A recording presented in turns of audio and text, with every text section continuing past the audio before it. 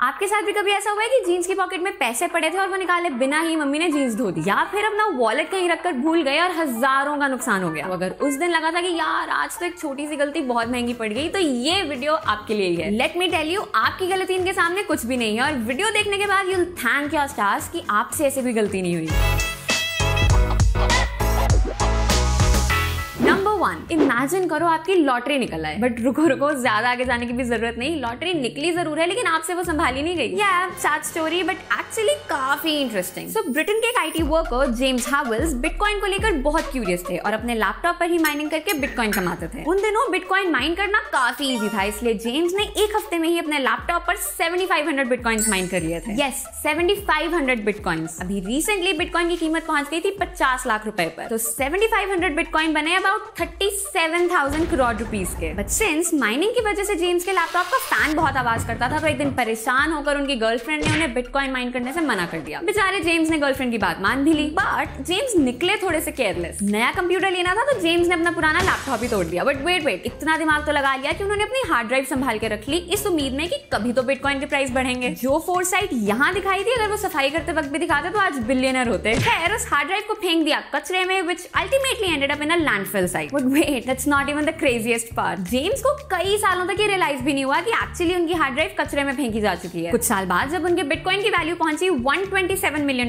यानी 1000 करोड़ रुपए पर, दैट्स व्हेन ही रियलाइज कि उनसे कितना बड़ा ब्लंडर हुआ है। अब फुटबॉल फील्ड के साइज का कचरे का ढेर, और वो भी 5 फीट गहरा। उस कचरे में कहीं पड़ी है वो हार्ड ड्राइव जिसमें 7500 बिटकॉइंस का एक्सेस है। हार्ड ड्राइव ढूंढने के लिए जेम्स ने अथॉरिटीज की मदद लेने की भी कोशिश की, बट टर्न्स आउट उन्हें भी इस काम के लिए 15 लोगों की टीम, डिगर्स और प्रोटेक्शन इक्विपमेंट की जरूरत होगी। अब उस सब का खर्चा करना जेम्स को रीजनेबल नहीं लगा, क्योंकि कोई गारंटी नहीं है कि हार्ड ड्राइव मिलेगी भी। हालांकि वो खुद वहां जाकर कचरे का ढेर छांटने के लिए रेडी थे, लेकिन अथॉरिटीज ने उन्हें हेल्थ रिस्क की वजह से अलाउ नहीं किया। फिलहाल उन्होंने एक बिटकॉइन वॉलेट सेटअप कर लिया है ताकि लोग उन्हें डोनेशंस भेज सकें, ताकि उसे यूज करके वो उस कचरे के पहाड़ में से अपनी हार्ड ड्राइव ढूंढ लें। जब 1000 करोड़ रुपए स्टेक पर हो तो इंसान क्या क्या नहीं करता। वेल, हुआ गाय, पन इंटेंडेड। नंबर 2, जेम्स हावेल्स की कहानी सुनकर तो लगता है this is totally something that I could do. I mean, ask my mom. But NASA से भी ऐसी गलती हो सकती है। Surprising, right? लेकिन अब नासा का नाम जुड़ गया तो नुकसान भी बड़ा ही होना चाहिए। 1998 में नासा ने एक मार्स क्लाइमेट ऑर्बिटर लॉन्च किया। बेसिकली इसका काम था मार्स के सरफेस और एटमॉस्फेयर को स्टडी करना। लेकिन हुआ ये कि साइंटिस्ट से,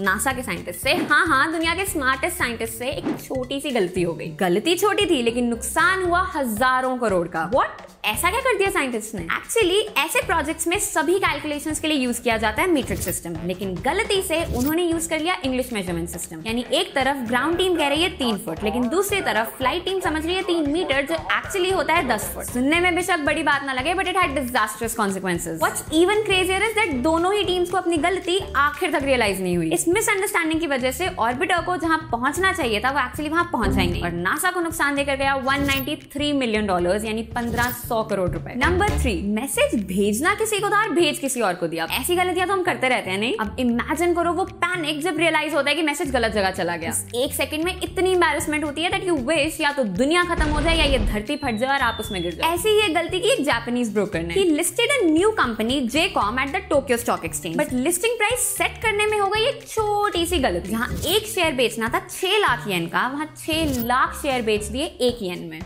अब उस वक्त के आईटी सिस्टम्स कुछ ऐसे थे कि एक बार जो ऑर्डर दे दिया उसे वापस नहीं लिया जा सकता, इसलिए इसका नुकसान भुगतना पड़ा जापान के सभी इन्वेस्टर्स को। यस, किसी एक इंसान को नहीं, किसी एक कंपनी को भी नहीं, एक पूरी कंट्री के सारे इन्वेस्टर्स को। गलती इतनी जबरदस्त थी कि जापान की स्टॉक एक्सचेंज में उस दिन ड्रॉप आया 2% का। एक छोटे से टाइपिंग एरर से नुकसान हुआ $225 मिलियन का, यानी ऑलमोस्ट 2000 करोड़ रुपए। नंबर 4, यहाँ तक तो सब ठीक ही था, लेकिन अब जो स्टोरी की बात करने जा रहे हैं उसके सामने ये 2000 करोड़ तो कुछ भी नहीं। इतना नुकसान तो गलती करने वाले को आजकल हर रोज भुगतना पड़ रहा होगा। अलास्का, जो आज अमेरिका का पार्ट है, एक टाइम पर रशिया का हिस्सा हुआ करता था, लेकिन 1867 में रशिया ने अलास्का बेच दिया अमेरिका को for 2 सेंट्स पर एकड़, यानी सिर्फ $1.5 में 1 एकड़, मतलब लिटरली कौड़ियों के भाव। अब ये गलती की क्यों और इसके कॉन्सिक्वेंसेस क्या हुए? Alaska was rich in gold reserves, लेकिन रशिया को लगा कि वो अलास्का के सभी गोल्ड रिजर्व्स एग्जॉस्ट कर चुके हैं और अब ये ठंडी बंजर जगह उनके किस काम की। ओवर स्मार्ट बनते हुए रशिया ने अलास्का बेच दिया अमेरिका को, बट टर्न्स आउट अलास्का में अभी भी ढेर सारे गोल्ड रिजर्व्स अनएक्सप्लोर्ड थे और सिर्फ गोल्ड ही नहीं ऑयल रिजर्व्स भी। बस अमेरिका की तो मानो लॉटरी निकल आई। गोल्ड रिजर्व्स का फायदा तो अमेरिका ने उठाया ही, लेकिन असल फायदा हुआ ऑयल रिजर्व से। हम जब भी ऑयल प्रोड्यूसिंग कंट्रीज की बात करते हैं तो दिमाग में गल्फ कंट्रीज की पिक्चर आती है, right? But you would be surprised to know कि दुनिया में सबसे ज्यादा ऑयल प्रोड्यूस करने वाली कंट्री है, यू गेस्ड इट, अमेरिका। ये देखो 20% of the entire world's oil is coming from the US today and most of that is from Alaska. इस डील से रशिया को कितना नुकसान हुआ इसके बारे में तो क्या ही कहना, बस ये समझ लो कि उस एक गलती का फायदा अमेरिका को आज तक हो रहा है और उधर रशिया को बाद में सॉफ्ट ड्रिंक्स के साथ डील कर करके ये नुकसान पूरा करना पड़ा। Number 5, now what if I tell you कि ये तो कुछ भी नहीं है? You would think I am crazy. I mean 1500 crore 2000 crore ये सब कुछ भी नहीं है। Wait till you hear this next story and I